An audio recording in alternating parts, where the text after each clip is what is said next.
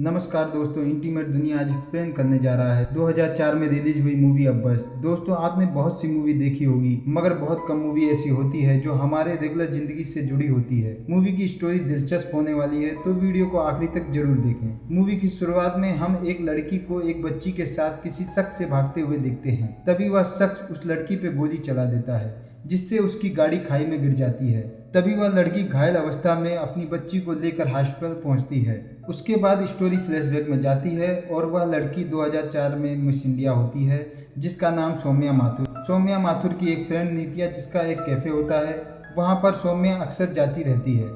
एक दिन सौम्या कैफ़े पर बैठी हुई थी। उसी वक्त एक लड़का आकर उसे प्रपोज करने लगता है, मगर सौम्या को मैरिज लाइफ में कोई इंटरेस्ट नहीं था। तभी प्रपोज कर रहे लड़के को दूसरा लड़का मारकर भगा देता है और कहता है लड़की इज्जत करने के लिए होती है।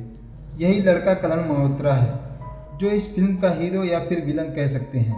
करण मल्होत्रा एक बिजनेसमैन है, उसके पास पैसे की कोई कमी नहीं थी। इसके बाद दूसरे सीन में दिखाया जाता है एक कॉफ़ी शॉप में सौम्या को करण प्रपोज कर रहा है।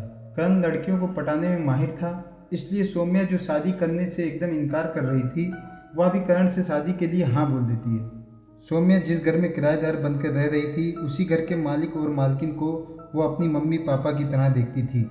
इसके बाद हम सौम्या और करण की शादी में अभिषेक को देखते हैं, जो सौम्या का सबसे अच्छा दोस्त था, जो मन ही मन सौम्या को पसंद करता था, मगर बोलने से डरता था। उसके बाद सौम्या और करण शादी कर लेते हैं और वो दोनों हनीमून पर जाते हैं। वहीं पर सौम्या को एक घर पसंद आता है, जिसकी कीमत 5 करोड़ थी, मगर उसको 6 करोड़ में करण अपनी बीवी के लिए खरीद लेता है। अगले सीन में हम देखते हैं सौम्या प्रेग्नेंट थी और करण और सौम्या के बीच बहस हो रही थी कि लड़की होगी या लड़का। अंत में लड़की होती है, जिसका नाम सायरा रखा। इसी सीन में दिखाया जाता है करण बाथरूम में नहा रहा था। उसी समय करण के फ़ोन पे एक फ़ोन आता है। उस फ़ोन में रूबी नाम की एक लड़की फ़ोन करती है और फ़ोन रिसीव करती है सौम्या।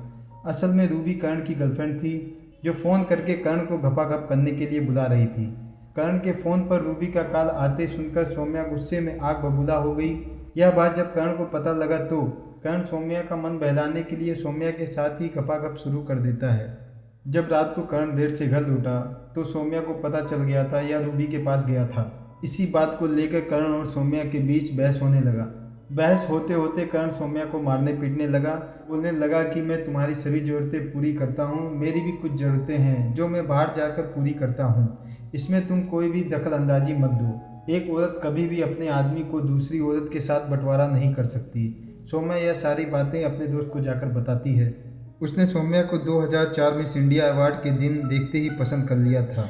उसके बाद जो लड़का सौम्या को प्रपोज करने आया था, वह करण का दोस्त था। इससे पता चलता है कैसे करण ने सौम्या को प्लानिंग करके अपने प्यार के जाल में फंसाया था। यह सुनकर सौम्या एकदम से हैरान हो जाती है।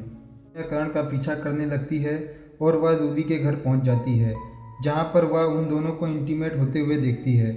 यह देखकर वह रोते हुए अपने घर वापस आ जाती है और करण से डिवोर्स मांगती है, मगर करण यह सुनकर घर के सारे सामान तोड़ने लगता है और उसे मारने लगता है। इससे सौम्या को समझ आ जाता है कि वो अच्छा लड़का नहीं है, ये हवस का पुजारी है।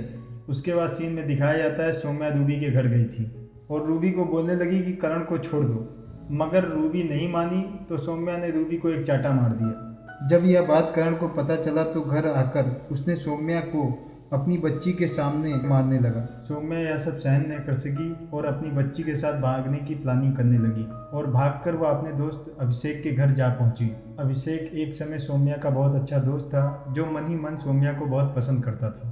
तभी करण के लोग सौम्या को ढूंढते ढूंढते अभिषेक के घर पहुँच जाते हैं और अभिषेक से मारपीट करने लगते हैं। सौम्या नहीं चाहती थी कि उसकी वजह से अभिषेक को कुछ हो जाए, इसलिए वह एक चिट्ठी लिखकर वहां से चली जाती है। इस सीन में दिखाया जाता है सौम्या अपने पापा के पास कुछ पैसे मांगने गई थी, परंतु सौम्या के पापा उसको अपमानित करके वहां से निकाल देते हैं। करण के लोग सौम्या को ढूंढते ढूंढते उसके पापा के पास पहुंचते हैं तो उन्हें पता लगता है सौम्या बहुत मुसीबत में है और उसे मदद की बहुत सख्त ज़रूरत है। सौम्या अपनी फ्रेंड नीति के घर ठहरी हुई थी। तभी सौम्या के पापा सौम्या के पास आए और उससे माफ़ी मांगने लगे। सौम्या को घर की चाबी और कुछ पैसे दिए। अब सौम्या अपनी बेटी के साथ घर पर बहुत अच्छी से रहने लगी थी, मगर उस तरफ करण और उसका दोस्त जो पुलिस ऑफिसर था, वो दोनों मिलकर सौम्या को ढूंढ रहे थे। इस तरह दूसरे सीन में दिखाया जाता है करण एक एक कर कई औरतों के साथ इंटीमेट होता है। तभी सौम्या डिवोर्स के लिए करण को नोटिस भेजती है। तभी सौम्या का दोस्त उससे मिलने आता है और करण का दोस्त उसे देख लेता है। फिर करण सौम्या को मारता है। तभी सौम्या का दोस्त उसे बचाने के लिए करण से लड़ पड़ता है और करण उसे गोली मारकर मार देता है। और करण का दोस्त जो पुलिस ऑफिसर था, करण उसे भी गोली मार देता है। फिर सीन प्रेजेंट में आता है जिसमें हम देखते हैं सौम्या हॉस्पिटल में है, जिसमें उसका बाप उससे कहता है औरत कमज़ोर नहीं है, वह दुर्गा का रूप है और वह अपने बच्चे के लिए कुछ भी कर सकती है। सौम्या उसके बाद अपनी बेटी को नीति के पास देकर करण से बदला लेने के लिए वह अपनी बॉडी फिट करने लगती है। दूसरे सीन में देखते हैं करण के घर जाकर उसकी सभी बंदूकें छुपा देती है और करण से लड़ने के लिए रेडी हो जाती है। तभी करण की सौम्या के साथ जबरदस्त फाइटिंग होती है। मारपीट में सौम्या करण को जान से मार देती है। कभी भी किसी औरत को कमज़ोर नहीं समझना चाहिए और जो कमज़ोर समझता है उसका यही हाल होता है, क्योंकि औरत ही है जो पुरुष को जन्म देती है, फिर वो कमज़ोर कैसे है। यहीं पर यह स्टोरी समाप्त होती है। सो दोस्तों, आपको हमारा एक्सप्लेनेशन पसंद आया हो तो चैनल को सब्सक्राइब, लाइक और वीडियो को शेयर जरूर करें। फिर मिलते हैं किसी और इंटरेस्टिंग स्टोरी के साथ। धन्यवाद।